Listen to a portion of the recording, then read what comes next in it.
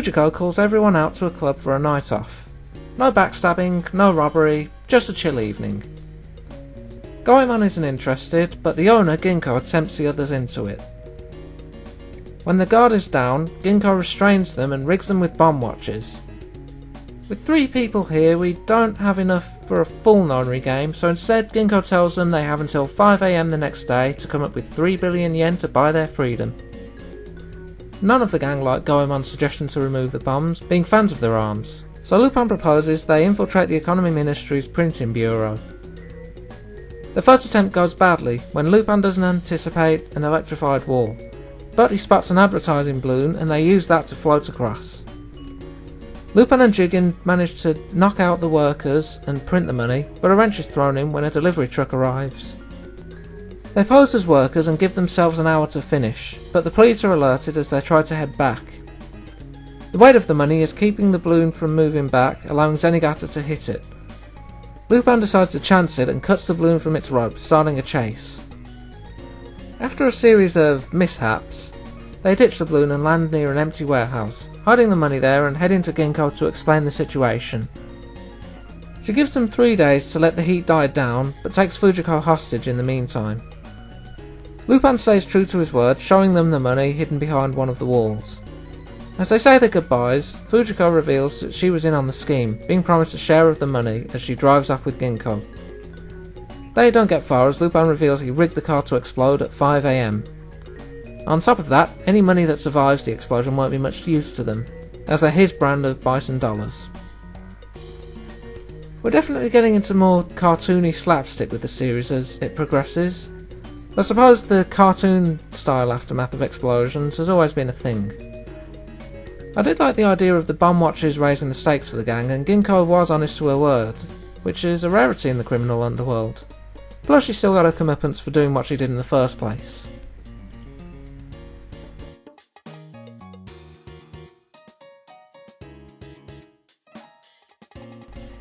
Lupin is scoping out the Miss Global Beauty contest, run by former art thief Smith. He has it on authority that the contest is a front to sell off some of his collection to high-paying bidders who are acting as the judges. The gang disguises as a TV crew, planning to record anything incriminating for them to work off without drawing suspicion. He alerts Smith with a calling card and Zenigata is assigned to the contest too. As the contest proceeds, and the judges put their bids in, Goemon rampages through the hotel and allows Lupin to record the chaos.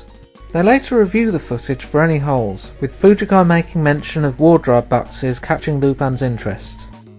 He realises where the art is held when he spots that Smith and some of the judges are waiting with the boxes. Smith continues the contest by taking the contestants to a nearby island for a photo shoot with Lupin tagging along. An officer, revealed to be Goemon, buys some time by sending Zenigata back to the commissioner by claiming Lupin is elsewhere. Lupin commandeers the boat with the contestants and directs it to a smaller island while the judges head to their planned target to settle accounts. Posing as the ship's crew, Lupin arrives with the boxes in tow. As Zenigata arrives, Lupin tells him the beauties have been taken and directs him at Smith. Finding the contestants inside the boxes, Zenigata arrests everyone present and Lupin reveals himself, using the paintings, his idea of the beauties, as a sail to make his escape. I wouldn't call this a huge standout of an episode, but it's not anything outright bad either. Goemon's rampage is a definite highlight of the episode. I think by this point as a series, the heist side of things has definitely settled into its groove. I mean, you'd sort of expect that when you're 18 episodes in.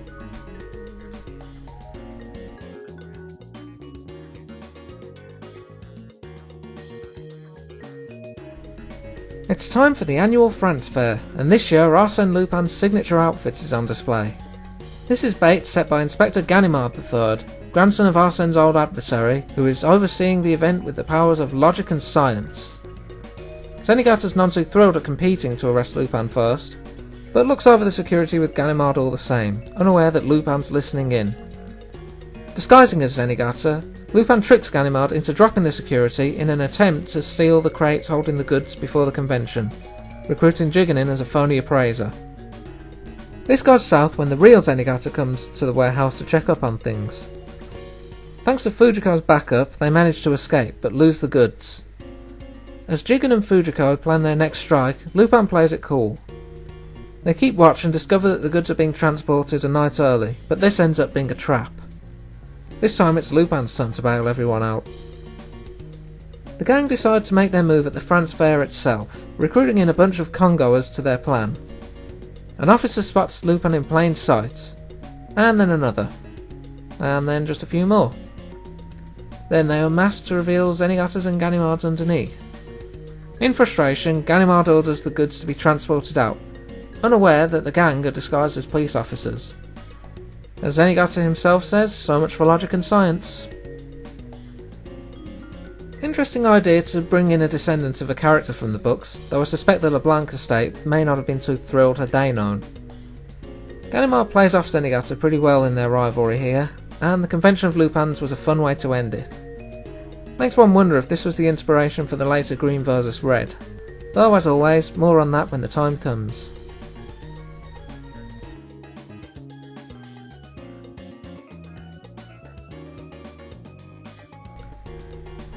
A man calling himself the real Lupin, actual name Jinbei, has been on a crime spree. His big move is the crown of Genghis Khan. Unfortunately, we won't be getting a crossover with Scrooge McDuck.